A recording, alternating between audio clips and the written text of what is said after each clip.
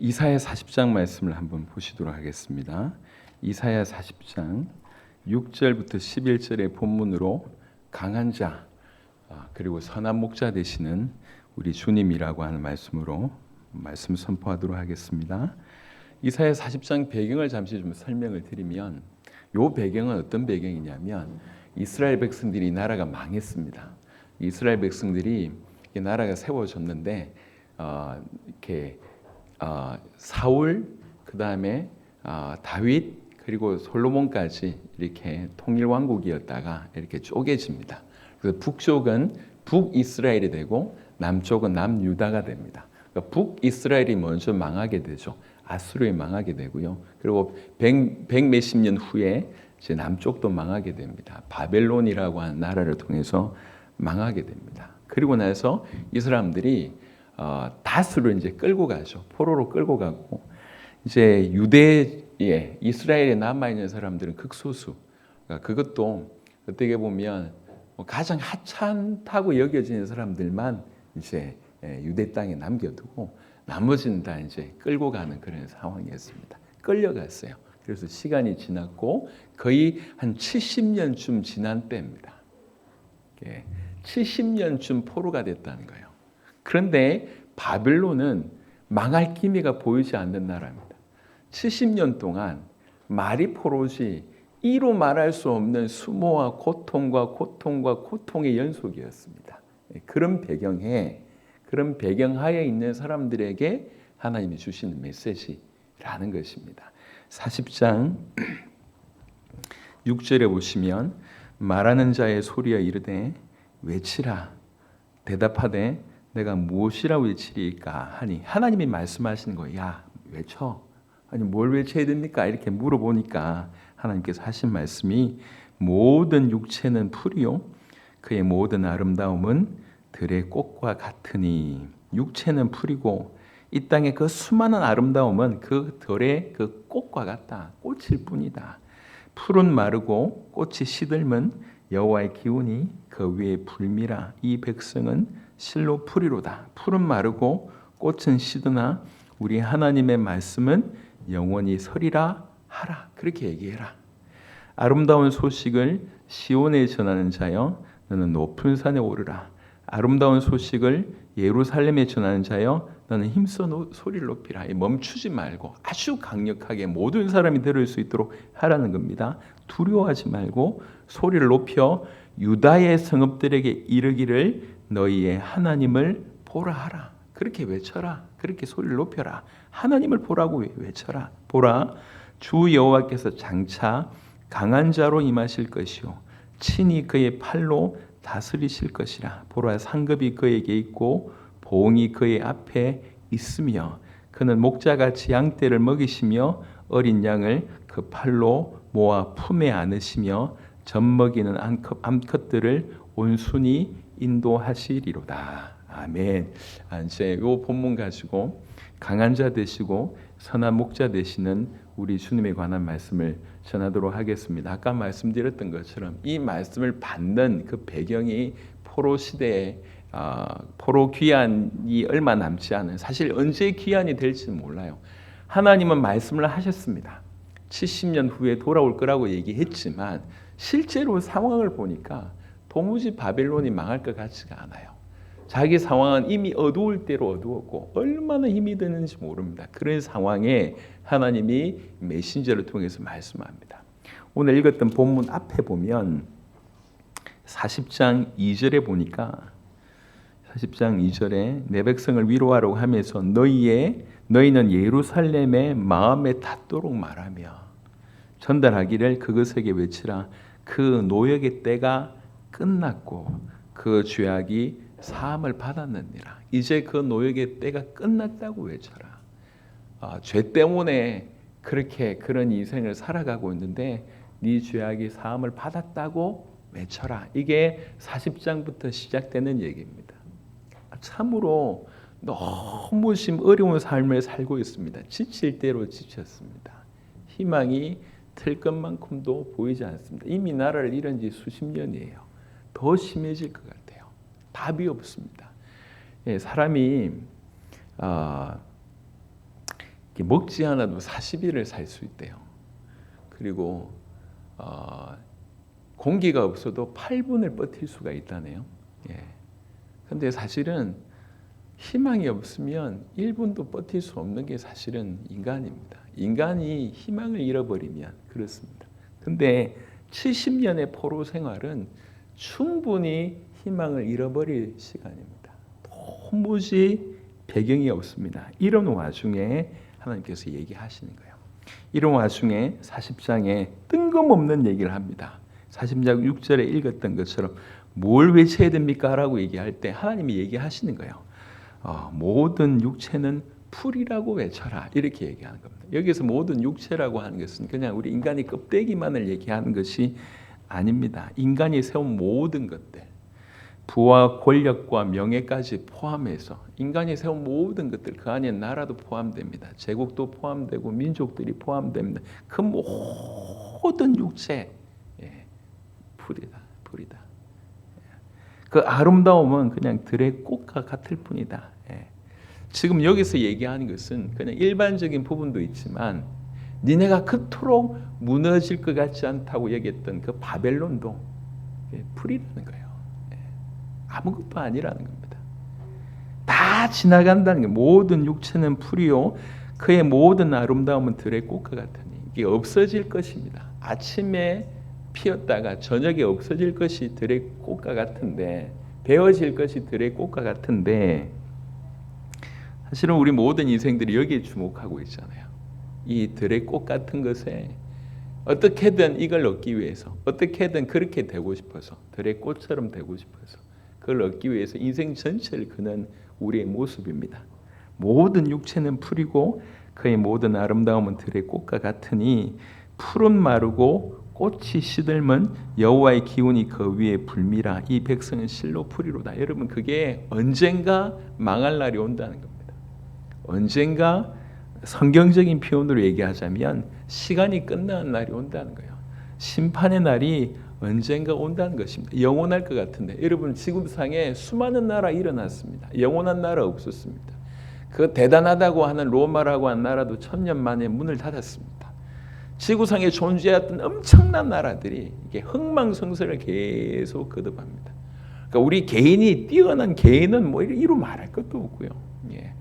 그때 당시는 어마어마하게 보였지만 시간 지나면 아무것도 아닙니다. 하지만 그 모든 역사가 마감하는 날이 오고 그 모든 육체가 심판받을 날이 온다는 거예요. 사도행전 17장 31절에도 이 부분을 명확하게 언급했습니다. 언젠가 그런 날이 온다. 금방 지나갈 것이고 언젠가 끝날 것이고 언젠가 심판받을 것이라고 분명히 얘기하고 있습니다. 우리 개인도 마찬가지입니다. 살다 보면 어느 순간에 그냥 무너지는 날이 옵니다. 특별히 자존심이 와르륵 이렇게 무너질 때가 있습니다. 근데 사실 그러한 때를 하나님이 허락하십니다. 잠시 욥기 말씀 한번 보시도록 하겠습니다. 욥기 33장을 한번 보겠습니다. 욥기 33장 27절부터 제가 보겠습니다. 욥기 33장 27절부터입니다. 그가 사람 앞에서 노래하여 이르기를 내가 범죄하여 옳은 것을 그르쳤으나 내게 무익하였구나. 범죄하는데 해보니까 결국 무익하구나. 하나님이 그 가운데서 내 영혼을 건지사 구덩이에 내려가지 않게 하셨으니 내 생명이 빛을 보겠구나 하리라. 이렇게 계속 실수하는데도 하나님께서 건지신단 말이에요. 그러면서 29절에 실로 하나님이 사람에게 이 모든 일을 제삼 행하심은, 제삼 행한다는 얘기는 두 번, 세 번 행한다는 얘기예요. 무슨 말입니까? 사람들이 실수하고 또 넘어지고 또 일어서고 이런 것들을 하나님이 허락하신다는 거예요. 왜 그러시냐?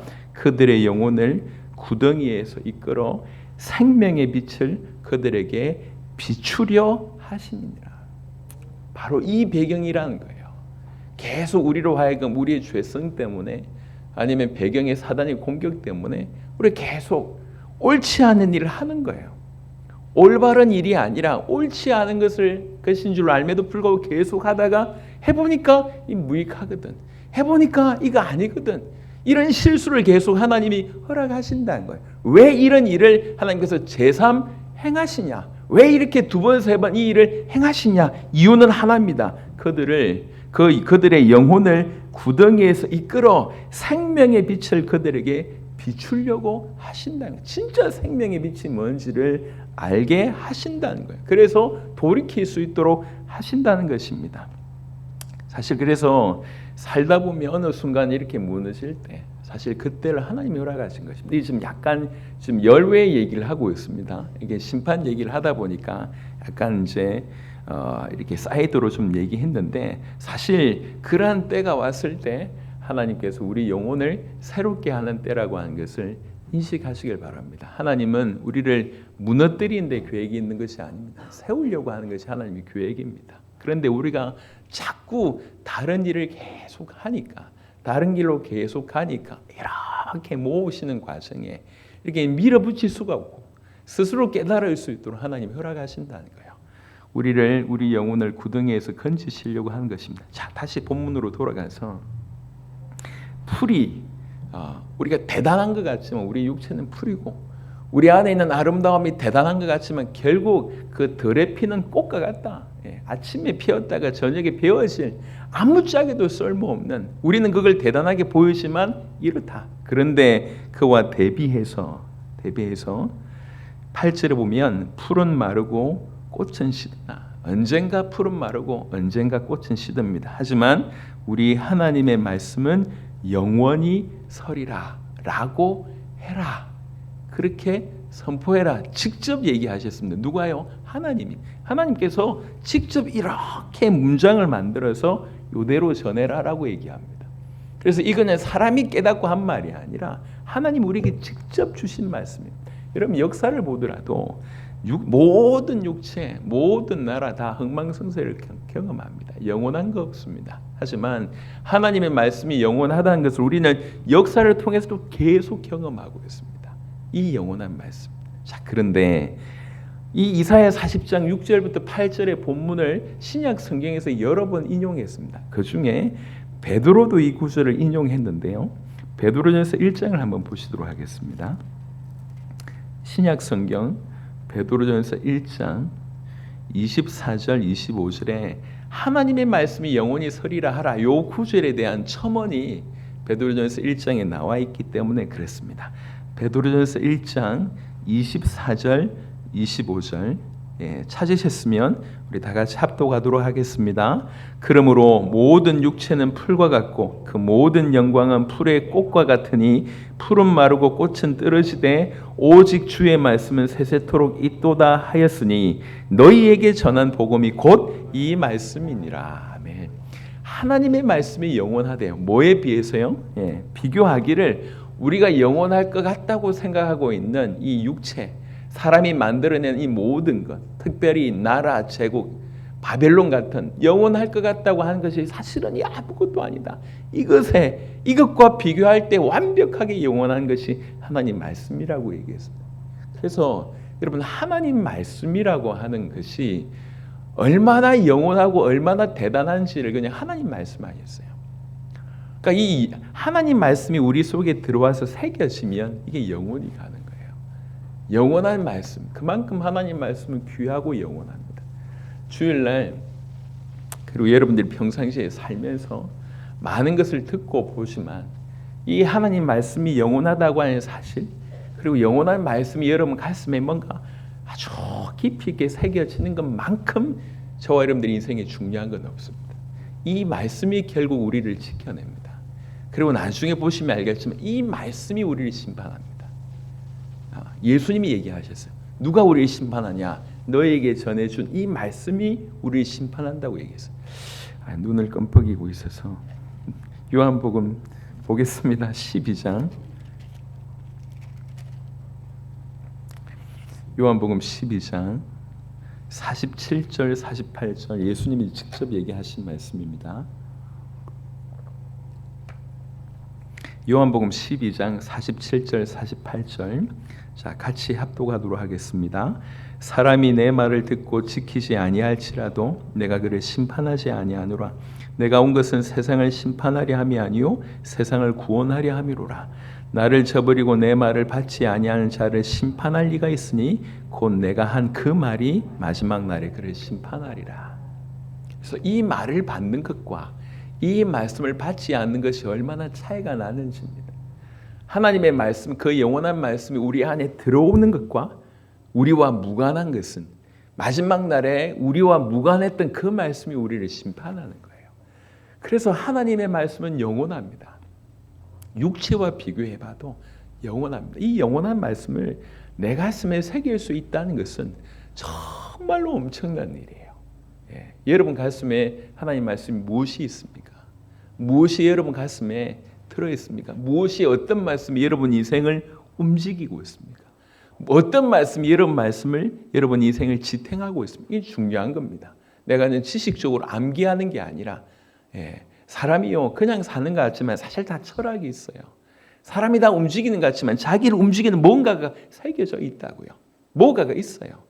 자존심 때문에 상하거나 아니면 자기가 어릴 때 봤던 상처 때문에 사는 그런 경우들이 다수입니다. 우리 대부분 사실은 그렇게 살아요. 하지만 진짜 우리를 움직이는 것이 말씀이라고 하면 이처럼 복된 인생은 없습니다.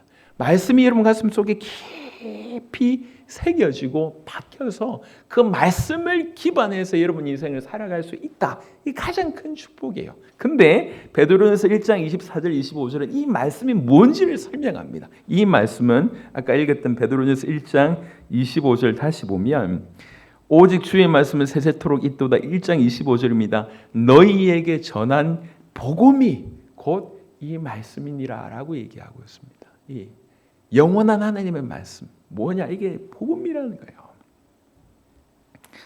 예수가 그리스도라고 하는 그 복음, 그분의 그 그리스도 예수의 십자가, 그분의 부활하심, 그로 인해서 우리에게 주어진 새로운 생명, 그 새로운 생명으로 이루어진 주님의 교회, 이 모든 것들이 포함되어 있는 복음이 영원한 하나님의 말씀이라고 하는 거예요. 육체와 비교해 볼 때 비교할 수 없는 것입니다. 이것이 지금 우리에게 있는 것입니다. 그래서 복음을 소유했다, 아니면 내가 복음 앞에 섰다, 내가 복음을 붙잡고 있다, 복음으로 무장한다는 말은 사실은 우리가 생각할 때 어떤 수준인지 모르겠지만 하나님 보실 때 이만큼 중요한 건 없어요. 그래서 에베소 6장에 보면 하나님의 전신갑주를 취할 것을 얘기하지 않습니까? 자세하게 보면 전부 복음에 관한 거예요.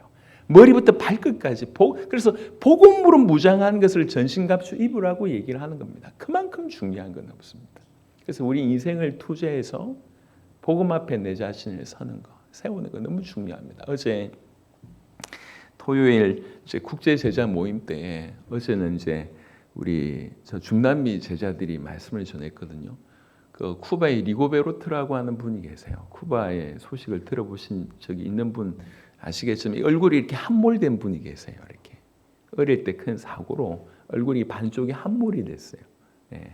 그분이 어제 말씀을 전하셨고 여러분들이 말씀을 전하셨는데 그 중에 대표 기도를 하신 그 마린이라고 하는 이 콜롬비아의 목사님 계세요. 이분이 어제 첫 마디를 하는데 그 첫 마디에 마음에 참 부딪혔습니다. 이분이 뭐라고 얘기하냐면 인생을 들여서 이 시간을 기다려 왔습니다. 이게 첫 문장이었습니다. 전 세계 복음 전하는 자들이 이렇게 세계 복음을 위해서 모이는 이 모임의 가치를 아니까 인생을 들여서 이 시간을 기다려 왔습니다. 그게 그분의 첫 문장이었어요. 그 문장이 그냥 확 다가오는 거예요. 여러분, 우리가 이 땅을 살아가면서 예수님 이용하고 하나님 이용해서 뭔가를 많이 하긴 해야 됩니다. 하지만 엄밀하게 얘기하면 이건 두 번째입니다. 어떤 분의 표현을 이렇게 얘기하더라고요. 우리는 주님의 손길에 주목하고 있다. 하지만 진짜 주목해야 될 것은 주님의 얼굴이다. 이렇게 얘기를 합니다. 우리에게 뭔가를 해주시려고 하는 그 손길에만 우리가 주목하지 그분의 그 주님의 얼굴을 주목하지 못하는 이런 세대를 우리가 살고 있다라고 평가를 하더라고요. 참 사실은 둘 다 중요한 거지만 진짜 중요한 거는 우리가 주님을 아는 거 아닙니까?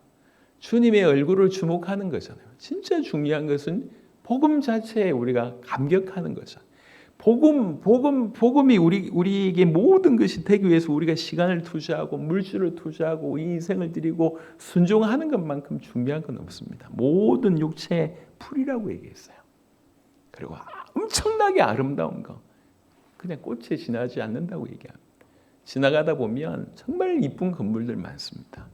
큰 건물들 많아요. 그러니까 이제 차를 타고 이제 제가 자주 이동하니까 시골 같은 경우에도 시골집스럽지 않은 곳이 서 있을 때가 있어요. 아주 경치 좋은 곳에. 그러면 이제 와이프를 찌르죠. 야, 저기 좋겠지라고 얘기하면 언제나 돌아오는 말들은 딱 한마디입니다. 혼자 가서 살아. 이렇게 얘기해요. 저 집이 있든지 없든지. 근데 좋은 건물을 보더라도 참 감격이 되잖아요. 근데 뭐라고 얘기하냐? 들의 꽃이야. 우리 대단한 사람들 앞에 TV에서 많이 보지 않습니까? 들의 꽃이야. 대단한 나라를 우리가 목도하고 있지 않습니까? 들의 꽃이래요. 예. 미국이며 영국이며 다 지나갑니다. 하나님의 말씀이 영원하다고 얘기합니다. 적어도 우리는 이 말을 알아들어야 돼요. 적어도 우리는 이 말의 깊이를 알아들어야 돼요. 얘기합니다. 이건 이사야가 지어낸 얘기가 아니에요. 하나님이 직접 이사야에게 말을 담아서 이렇게 전해라고 얘기하고 있습니다. 이건 100% 하나님의 입을 통해서 나온 말씀입니다. 예, 니네가 대단할 것처럼 보이고 영원할 것처럼 보니 그 모든 것, 그냥 이 들꽃에 불과하다는 거예요. 아무것도 들풀에 불과하고 그것의 꽃과 불과하다는 거예요. 아무것도 아니라는 겁니다. 하나님 말씀은 영원하다고 얘기합니다. 그러면서 베드로는 이 하나님 말씀이 니네가 그토록 들었던 복음이라고 얘기합니다. 이런 복음의 가치는 이와 같이 대단한 것입니다.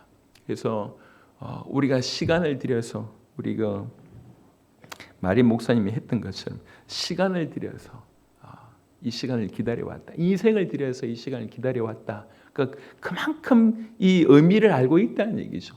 우리가 복음 받는 시간, 복음으로 무장하는 시간, 하나님을 사모하는 시간, 하나님 앞에 서는 시간을 우리가 그렇게 마음을 드린다고 하면 점점 더 우리는 복음 속으로 깊이 들어가고 복음의 가치를 더욱 알게 되리라. 그렇게 은혜를 주시리라 믿습니다. 자, 그리고 그다음 연이어서 자, 40장 9절에 보겠습니다. 아름다운 소식을 시온에 전하는 자요. 제가 한 번도 이 설명을 드린 적이 없다고 얘기합니다. 시온이 뭘까요? 예, 영화에도 많이 나오는 이 단어 시온이 뭘까요? 성경 한 구절 보고 설명을 드리도록 하겠습니다. 열왕기상 8장 한번 보겠습니다.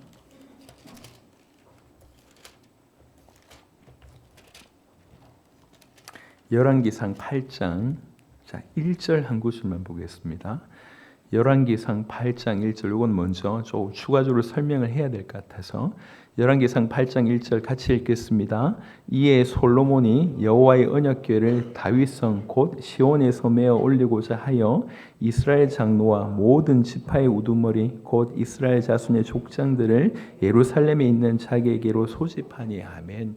시온은 1차적으로 다윗성을 얘기합니다.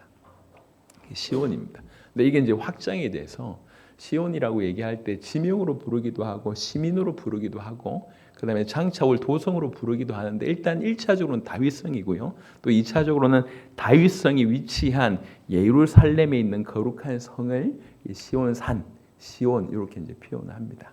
그곳은 사실 여호와가 거하는 거처라고 하는 개념이 시편 9편에 나와 있습니다.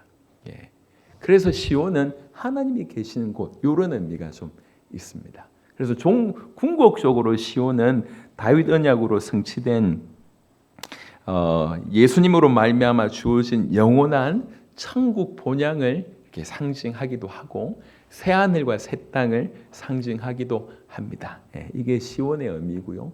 예루살렘 시민 구원받은 자 이것도 이제 시온의 의미로 포함되기도 하지만 지금 널리 쓰이는 의미는 이제 하나님이 계시는 곳, 장차 임할 천국 이런 의미가 시온이라고 얘기할 수가 있겠습니다. 자, 오늘 얘기했던 이사야 40장 9절에는 그냥 지명이죠. 다윗성을 얘기하고 다윗성이 있는 예루살렘의 어떤 거룩한 산을 얘기합니다. 자, 다시 이사야 40장 9절 아름다운 소식을 시온에 전하는 자여 너는 높은 산에 오르라. 아름다운 소식을 예루살렘에 전하는 자여 너는 힘써 소리를 높이라 이렇게 두 번 강조를 했는데 여기 보면 지명이 시온이라고 하는 지명, 그다음에 예루살렘이라고 하는 지명, 유다라고 하는 지명 조금 더 점철되는 거죠. 조금 더 확장이 되는 것입니다. 여튼 여기 있는 사람들은요 바벨론에 잡혀간 사람이 아니라 남아 있는 사람들을 얘기합니다. 그 남아 있는 사람들은 어떤 생각이냐면 하나님 우리를 버렸다 이런 생각이 지배적인 거예요. 하나님 나를 버렸고 쓸모 있는 사람들 끌고 갔는데 본인들은 쓸모 없어서 남아 있었던 거예요. 이해되시죠? 그러니까 아주 뭐라고 피해의식이 극심에 달해 있는 하나님 우리를 버렸어. 이런 사람들에 가서 전하라는 거예요. 전하라. 뭘 전하라? 기쁜 소식, 아름다운 소식을 전하라는 거예요. 아름다운 소식은 조금 이따 얘기하겠습니다. 아름다운 소식을 전하라. 전하되 자세가 뭐냐면 높은 산에 오르고 힘써 외치고 그리고 두려워하지 말라고 얘기를 하는 것입니다. 모든 사람들이 들을 수 있도록 또 긴박하게 또 강력하게 전하라고 얘기하고 있습니다. 여러분 아름다운 소식을 전하는 자는 조금 적용해서 사실 우리의 사명이고 우리여야 합니다. 우리가 바로 이렇게 살아야 됩니다. 하나님 우리를 부르신 이유는 1차적으로 우리를 건져내시기 위해서 부르셨습니다. 건져내셔서 우리에게 허락하신 이 축복뿐만 아니라 우리에게 허락하신 구원이 얼마나 엄청난지를 계속 우리에게 설명하십니다. 우리를 설득하십니다. 그래서 계속 우리가 이렇게 많은 시간 예배를 드리고 하나님 말씀에 집중하고 계속 기도하면서 깨어 있으려고 하는 이유는 우리에게 이 은혜를 베풀어 주신 그분이 누군지를 알아가는 것이고 우리에게 베푼 은혜가 뭔지 알아가는 것이고 그럴 때 우리의 사명, 우리의 정체성이 점점 선명하게 드러나는 것입니다. 분명한 하나님의 계획은 나로 끝나지 않습니다. 우리 주님의 계획은 나를 통해서입니다. 내가 종착역이 아니라고요. 아주 심플한 얘기입니다. 하나님은 우리를 통해서 우리 주변을 하나님 우리를 통해서 열방을 건져내기를 원합니다. 그래서 우리 모든 자는 예외 없이 이 하나님께 받은 이 아름다운 소식을 나를 건져낸 이 좋은 소식, 기쁜 소식을 전하는 자여야 된다는 거예요. 감리교를 일으켰던 요한 웨슬레라고 하는 사람이 그때 당시에 미국까지 와서 조지아주에 와가지고 사역을 했는데 이 사역의 결과가 영 좀 안 좋았나 봐요. 형편없었나 봐요. 근데 더 심각한 것은 요한 웨슬레의 가슴에 있는 거예요. 사역이 실패한 걸 보면서 스스로 느끼고 나도 잘 안 믿겨지는데 이렇게 전한다고 이런 역사가 일어나겠냐, 이런 일이 당연한 거 아니냐, 이렇게 실망하고 있을 때에 모라비안 교도 중에 벨러라고 하는 선교사님 계셨대요. 벨러 선교사님이 찾아와서 대화하면서 이런 얘기를 했다고 합니다. 복음 전할 것에 대해서 얘기를 했다고 합니다. 믿음이 없으면 믿음이 생기기 위해서 전도해라. 믿음이 있으면 그 믿음으로 전도해라. 어떤 것도 복음을 전하는 것을 포기하지 마라. 내가 믿음이 없기 때문에 준비가 되지 않기 때문에 전하면서 하나님께서 믿음 생기게 하시고 준비되게 하실 것이다. 믿음이 있다면 그 믿음으로 전해라. 이 말에 큰 도전을 받게 됩니다. 요한 웨슬레가. 그래서 복음을 다시 힘을 내서 복음을 전하는 중에 하나님 큰 확신을 주신 거예요. 그래서 지금까지 저렇게 전 세계를 움직이는 그런 역할들을 하게 된 것입니다. 여러분 우리는 전하는 자의 사명을 받았습니다. 누구 한 명 예외 없습니다. 우리 마음이 불편하지만 사실 이게 불편한 얘기거든요. 그래서 뭐라고 얘기합니까? 두려워하지 말라고 얘기해요. 아름다운 소식을 전하는데 두려워하지 말라. 이게 안 맞는 얘기잖아요.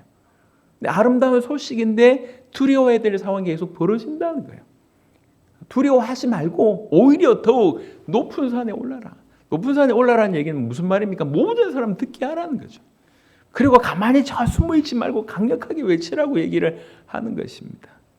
이렇게 얘기하면서 그 아름다운 소식이 뭐냐? 후반절에 있습니다.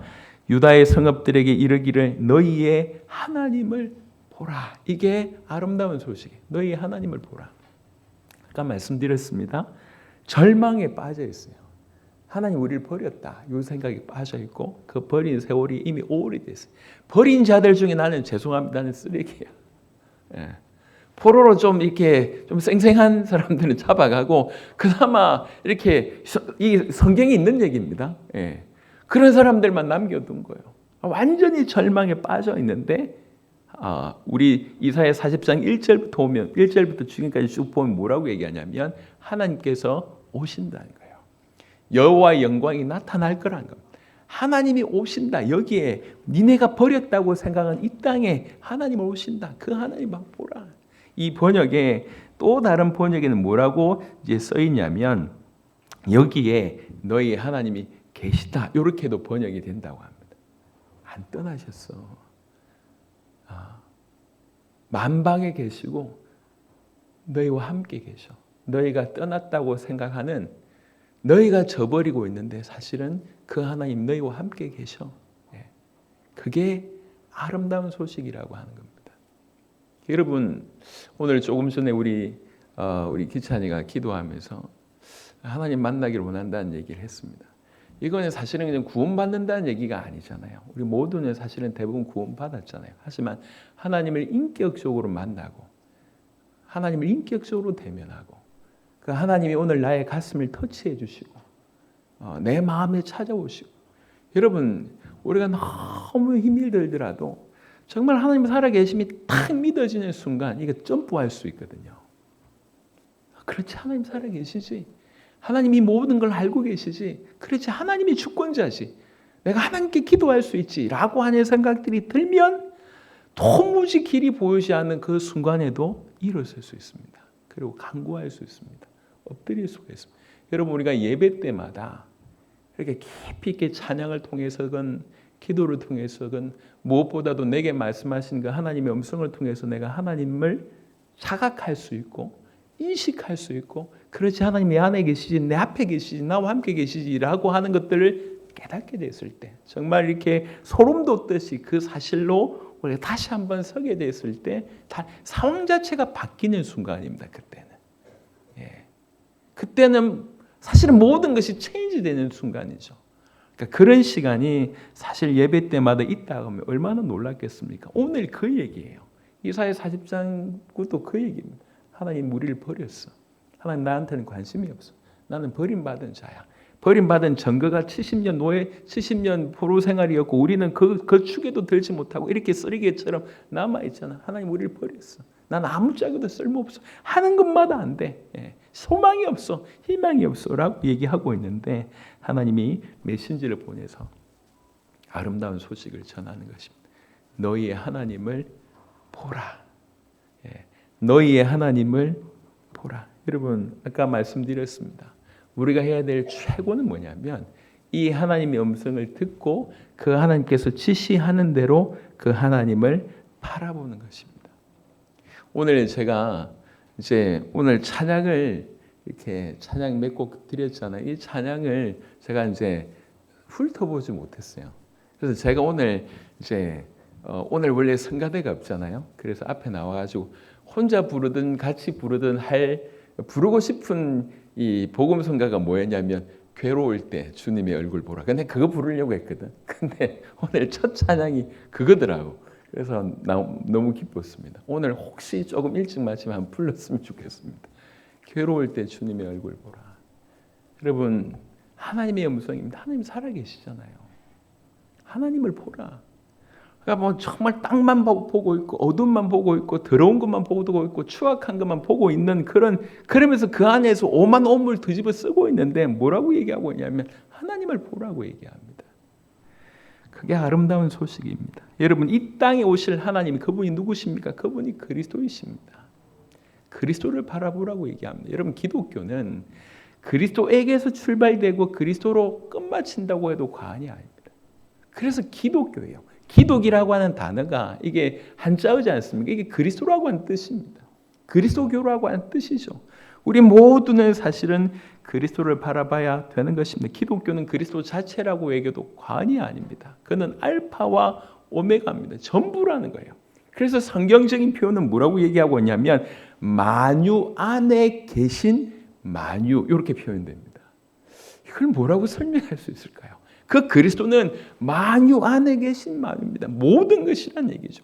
시작과 끝일 뿐만 아니라 모든 것입니다. 그분을 바라볼 때 사실 우리가 그분을 바라볼 수 있는 것이 그분이 우리 인생 가운데 오셨고 우리가 그분을 바라볼 수 있는 것이 가장 큰 아름다운 소식이라고 이사야 40장은 얘기하고 있습니다. 자, 이런 배경하에 그 오실 그리스도에 대해서 10절, 11절은 두 가지 양면의 모습을 보여줍니다. 하나는 뭐냐면 굉장히 강하신 분으로, 또 하나는 뭐냐면 선한 목자의 이미지 있습니다. 굉장히 강하신 분인데 선한 목자야. 이게 이렇게 오버랩이 안 됩니까? 이런 경우가 있죠. 제가 이제 왜 이제 두 형제가 있다 칩시다. 근데 형이 싸움 짱이야. 형이 싸움 짱인데 동생이 어디 맞고 왔어. 그래서 얻어맞고 있는 동생 두들겨 팬 놈을 잡아 죽인다고 이렇게 가는 모습을 보세요. 그 동생을 팬 친구들한테는 이 형의 모습은 굉장히 강한 자예요.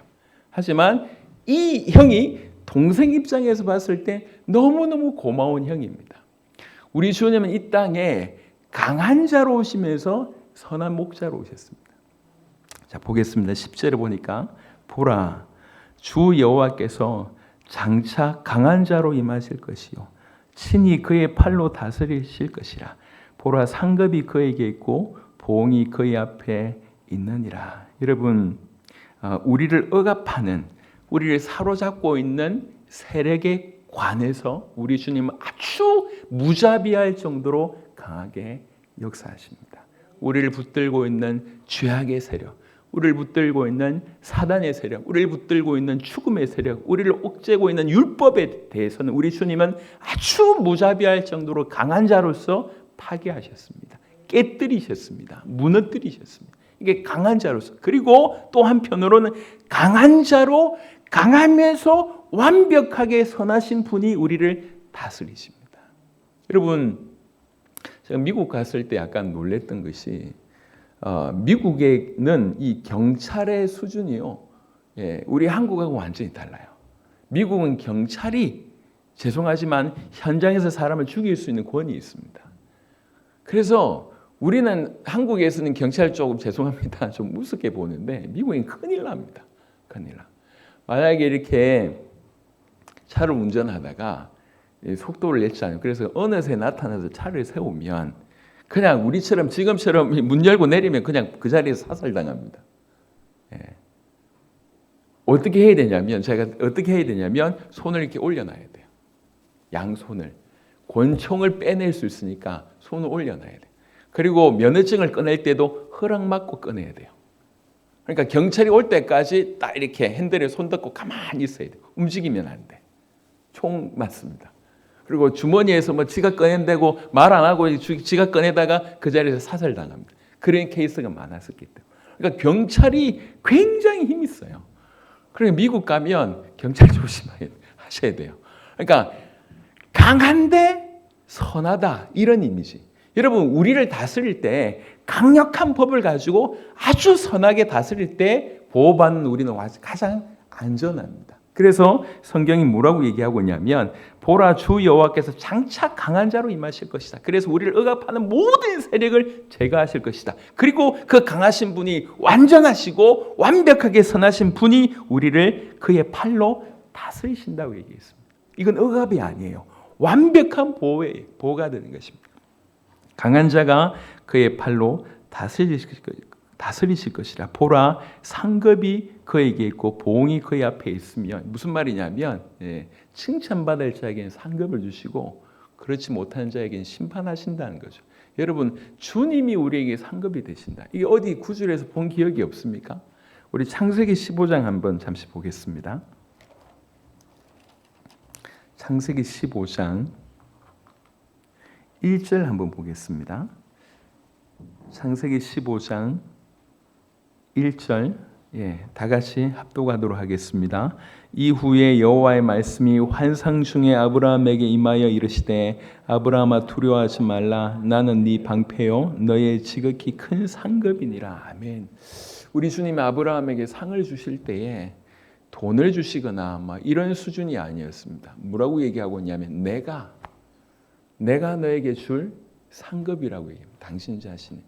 아브라함은 하나님께 그런 상급을 받았고 지금도 지구상의 가장 강력한 민족이며 사실 세계를 움직이고 있는 것이 이스라엘 민족이지 않습니까? 그리고 지금 전 세계에서 가장 돈 많은 민족도 이제 아랍 민족이거든요. 다 한 조상에서 났습니다. 아브라함을 통해서 이게 흘러나온 거예요, 이게. 그러니까 아브라함에게 상급을 주셨다고 하는 표현이 이 역사적으로 이렇게 증명이 됐습니다. 여러분, 우리 주님은 이 땅에 오셔서 강한 자로 오실 것입니다. 그리고 나서 그 주님의 특징 중에 하나가 뭐냐면 히브리 11장을 한번 보겠습니다. 히브리 11장. 그 강하신 주님은 통치하시되 히브리 11장 6절 상급을 주시고 보응을 주신다고 얘기했습니다. 히브리 11장 6절 보겠습니다. 믿음이 없이는 하나님을 기쁘시게 하지 못하나니 하나님께 나아가는 자는 반드시 그가 계신 것과 또한 그가 자기를 찾는 자들에게 상 주신 이심을 믿어야 할지니라. 할렐루야. 네, 우리 주님은 우리에게 상 주시길 기뻐하십니다. 상급 주시길 기뻐하시는 분이라는 얘기예요. 그래서 강한 자로 오셔서 우리를 억압하는 모든 세력을 제거하십니다. 깨뜨리십니다. 그리고 강한 팔로 우리를 다스리십니다. 상급을 주시고 또 그렇지 않은 자에게는 보응하십니다. 그 심판은 우리 하나님 오셔서 한 심판은 너무너무 무섭습니다. 여러분, 강한 자로 오셔서 그분은 사단을 깨뜨리실 것입니다. 사단은 이게 지금 뭐 정치적인 얘기가 아니고요. 이게 동성애의 문제는 하나님의 창조 질서를 무너뜨리는 굉장히 중요한 부분이거든요. 동성애라고 하는 것을 내세워서 결국 이 올바른 복음을 전하려고 하는 기독교에 대한 굉장한 어떤 무너뜨리려고 하는 저기를 이제 그 배경에 깔고 있습니다. 사단이 일하는 방식이 항상 이렇습니다. 배후 조종자로 일을 하는 거죠. 특별히 돈과 권력이라고 하는 것을 붙들고 그 돈과 권력을 미끼로 해서 전 세계 권력자들을 사로잡고 또 수많은 사람들 노예 삼아서 그렇게 행하고 있는 방식이 사단의 방식입니다. 이 너무 강해요. 개인적인 뿐만 아니라 사회 구조적으로 그리고 영적인 모든 수준에서 이 악은 활개를 치고 있습니다. 근데 이게 절대로 만만하게 볼 수 있는 수준이 못 됩니다. 그 악이 얼마나 교묘한지, 얼마나 추악한지, 얼마나 더러운지, 얼마나 강력한지. 그러면 거기에 살 잡히기만 하더라도 그 악의 장력에 절대로는 버틸 수가 없습니다. 내가 좀 이렇게 예수님 믿기 때문에 천만의 말씀 버틸 수가 없습니다. 지난 주간에 PD 수첩을 통해서 우리가 확인한 바 있지 않습니까? 예수가 그리스도라고 하는 얘기를 그렇게 오래도록 하면서 완전히 사로잡힌 바 되는 것입니다. 이렇게 여러분, 그걸 절대로 만만하게 보면 안 됩니다. 그래서 우리가 이런 강력한 어떤 이 사단의 공격, 이 악을 통해서 공격하는 이 사단을 이길 수 있는 유일한 길은 딴 거 없습니다. 정말로 복음으로 무장하고 기도하는 방법 말고는 없습니다. 우리 힘으로 이길 수가 없습니다. 복음이 내 것이 되어서 복음이 나를 장악할 때 그 사단의 세력을 이길 수 있고 이러기 위해서 우리가 엎드려서 간절히 기도하는 것 외에는 절대로 대응할 수가 없습니다. 그냥 뭐 이렇게 떠나가라 말아라 이런 수준 가지고는 절대로 불가능하다는 얘기예요. 에베소 6장을 잘 읽어보세요. 이 모든 세력을 감당하기 위해서 전신갑주를 취할 것을 구체적으로 얘기하고 있습니다. 그냥 입만 뜯는다고 되는 것이 아니라 실제로 복음으로 무장해야 되고 그리고 간절히 기도할 때 그 사단에 대응할 수 있다는 거예요. 마지막 날에 더욱 강력하게 역사할 겁니다. 일할 겁니다. 그런데 이 강한 자가 우리 손에, 이 강한 자가 우리와 함께 라고 얘기할 때에 우리 모든 것을 넘어설 수가 있습니다. 강한 자가 사단을 깨뜨리고 우리를 건져내셨잖아요. 죄 가운데서 우리를 건져내셨잖아요. 하나님 떠나 있는 죽음 가운데서 우리를 건져내셨잖아요. 그리고 우리를 무장시키셔서 이게 말살신말이 완전히 끝나는 것입니다. 주님 올 때 끝나는 것입니다. 우리가 여기에 빠져나왔지만 여전히 세력을 형성하고 있지 않습니까? 대응해야 됩니다. 싸워야 됩니다. 그래서 더욱 무장하는 거예요. 여전히 그 속에 빠져있는 사람들을 건져내야 될 거 아닙니까? 그래서 무장해야 된다고 성경은 얘기하고 있습니다. 우리 주님은 이 땅에 강한 자로 오셔서 우리를 다스리시고 우리에게 상급을 주실 분입니다. 혹여 반대편에 있기 때문에 우리는 두려워해야 됩니다. 그분이 보응하실 것이기 때문에요. 그런데 강한 자로만 오실 것이 아니라 11절에 전혀 다른 모습으로 이미지로 등장합니다. 그는 목자같이 양떼를 먹이시며 양떼인 우리를 먹이신다. 주님은 양떼를 포기하지 않으십니다. 주님이 양떼를 먹이신다고 얘기했습니다. 우리를 보호하신다는 얘기죠. 우리의 필요를 채우신다는 얘기죠. 예, 우리를 먹이십니다. 제가 이번에 인도를 갔다 왔지 않습니까? 캐시미어 갔다 왔지 않습니까? 와, 다음에는 절대로 버스 타고 못 갈 것 같아요. 그러니까 1차선밖에 도로 제대로 딱 껴져 있지 않는 그 흙바닥 1차선인데 중간중간에 정말 여러 번 막힌 게 뭐냐면 양떼 때문에, 양떼. 거기에 이게 목초지가 없어요. 그러니까 양떼를 몰고 수백 마리씩 양떼를 몰고 목초지를 가야 되는데 이 사람도 스트레스지만 그 길이 그 길밖에 없어요. 그러니까 이게 이제 도로에 양떼들 나와야지 뭐 이렇게 차들 운전해야 되지 어마어마하게 막히는 거예요. 그러니까 이제 운전하는 입장에서도 피곤하지만 그 양떼를 몰고 다니는 그 목자가 얼마나 힘들겠습니까? 그런데요, 포기를 안 하더라고. 내가 이제 뭐 이렇게 우리 때문에 뭐 교통이 체증이 되니 우리 양을 그만 키워야 되겠다. 그런 생각을 아예 안 해. 너무 뻔뻔하더라고.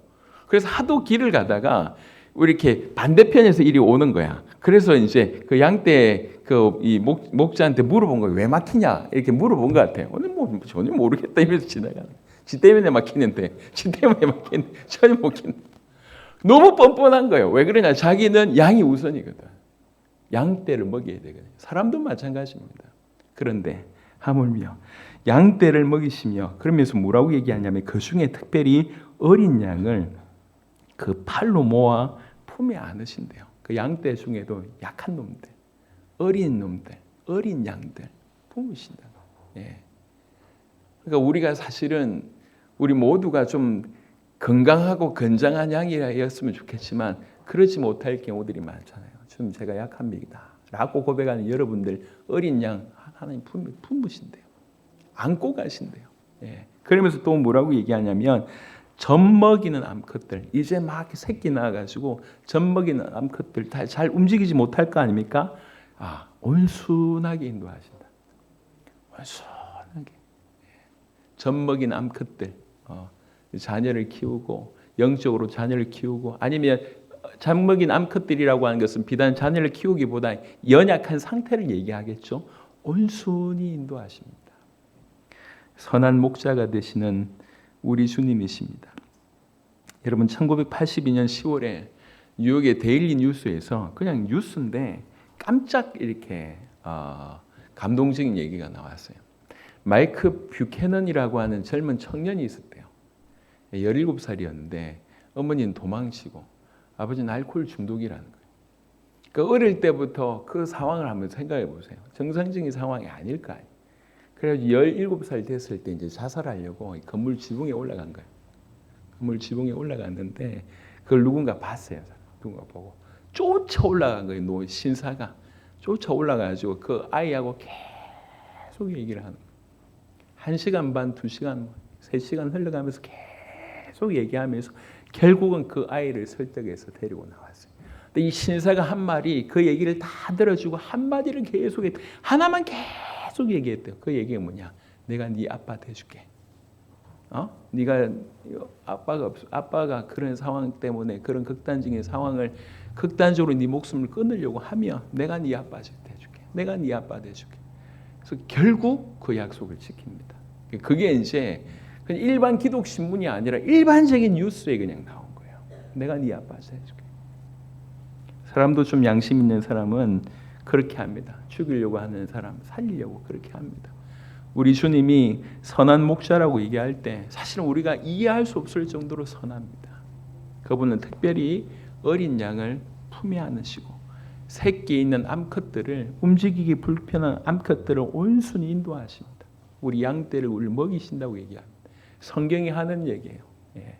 하나님께서 우리를 이렇게 먹이시고 우리를 보호하시고 우리를 인도하시고 우리를 품으신다고 성경은 얘기하고 있습니다. 그 하나님을 믿으시길 바랍니다. 그런 하나님을 보라는 거예요. 너희 하나님 누구냐? 강한 자다. 너희 하나님 누구냐? 선한 목자다. 이 땅에 오실 그 그리스도이신 그 하나님은 강한 자이시면서 선한 목자다. 전혀 상반된 이미지 같지만 실제로 주님은 두 이미지를 한꺼번에 가지고 계십니다. 그분은 강하십니다. 우리를 억압하는 세력에 대해서는 무자비할 정도로 강합니다.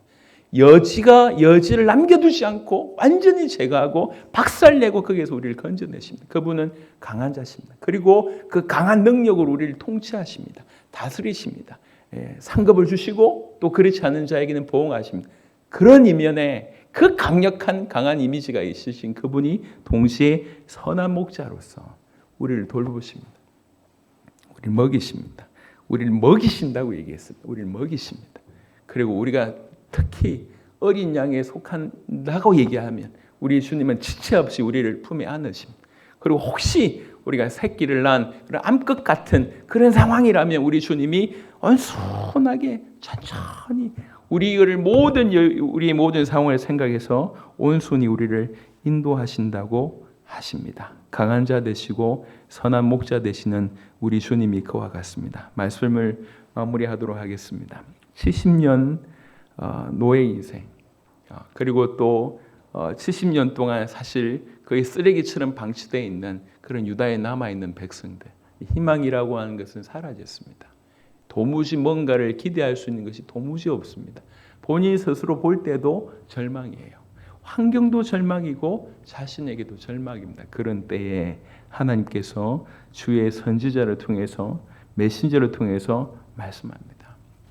야, 너도 그렇고 바벨론도 그렇고 이 땅의 모든 것이 그냥 들에 있는 들풀이다. 그리고 대단한 것처럼 보이지만 다 그냥 들의 꽃 같다. 조금 있다가 바람 불면 다 시들고 마르게 돼 있다. 하지만 하나님 말씀은 영원히 선다. 이 하나님 말씀을 지금 너에게 준 것이 아니냐. 이 하나님 말씀이 지금 너에게 온 것이 아니냐. 하나님 말씀이 얼마나 영원한지 아느냐. 이렇게 말씀을 전합니다. 그리고 하나님 말씀이 복음이라고 베드로는 설명을 더 우리에게 말씀해 주셨습니다. 그러면서 얘기합니다. 아름다운 소식을 전해라. 하나님을 보라고 해라. 그리스도를 바라보라고 해라. 그것이 사는 길이다. 그게 가장 아름다운 소식이다. 그리고 그 하나님, 그 그리스도는 강한 자이시면서 선한 목자다. 이번 한 주간 저와 여러분들이 강한 자이시면서 선한 목자 되신 그리스도를 붙들고 살아가시게 되기를 그리스도 예수 이름으로 축원합니다. 아멘. 기도할 시간이지만 아까 약속한 대로 저 시계 맞는 거죠? 지금 12시 5분 전이 맞죠? 예. 우리 찬양하겠습니다. 괴로울 때 주님의 얼굴 보라. 마이크 들고 좀 같이 해줘.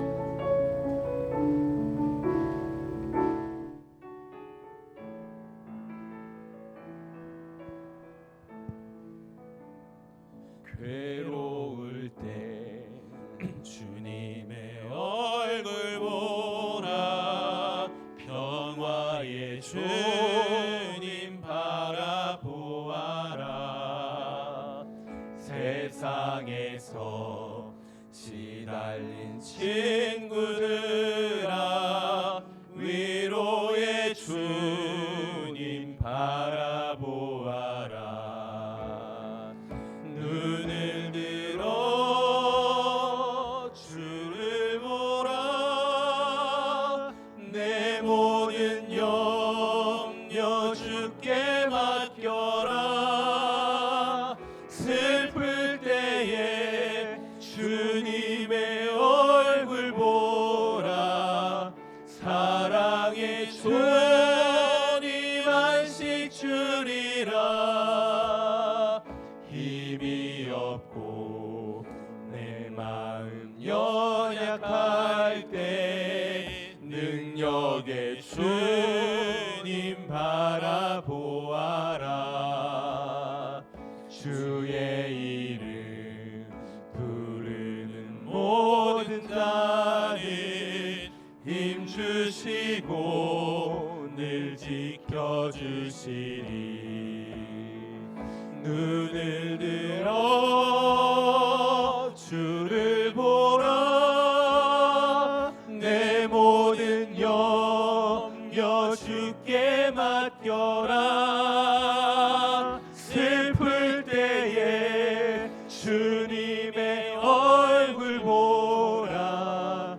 사랑의 주님 안식 주리라. 아멘. 하나님 감사합니다. 바벨론에 70년 노예 생활하면서 모든 것을 잃어버린 것 같은 그런 상태가 우리에게도 있습니다.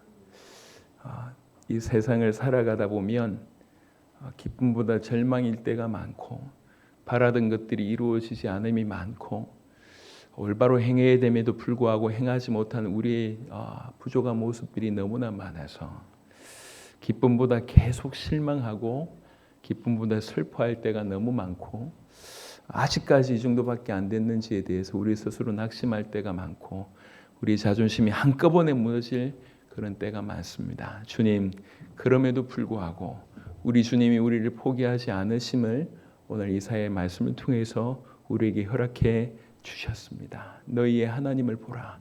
그분은 강한 자로 오실 것이며 선한 목자로 우리에게 임하실 것이라 말씀하여 주셨습니다. 주님, 하나님이 살아계십니다. 우리가 하나님 앞에 서게 하시고 그 영원하신 하나님 말씀 붙들게 하시고 복음 붙들게 하여 주옵시고 그래서 강한 자이시며 선한 목자이신 그리스도를 바라볼 수 있도록 하나님 역사하여 주옵소서. 이것이 기쁜 소식이며 이것이 아름다운 소식이며 이것이 가장 우리에게 위로가 되는 바로 그런 소식인 줄로 믿습니다. 우리 모든 성도들이 주님의 말씀을 겸손하게 받아들여 겸손하게 순종하고 하나님을 바라보는 한 주간, 그리스도를 바라보는 한 주간, 강한 자이시며 선한 목자를 바라보는 한 주간, 강한 자이시며 선한 목자이신 그분이 우리 인생 가운데 역사하신 한 주간 될 수 있도록 하나님 축복하여 주시옵소서. 감사를 드리옵고 살아계신 우리 주 예수 그리스도의 이름으로 기도드렸습니다. 아멘. 아멘.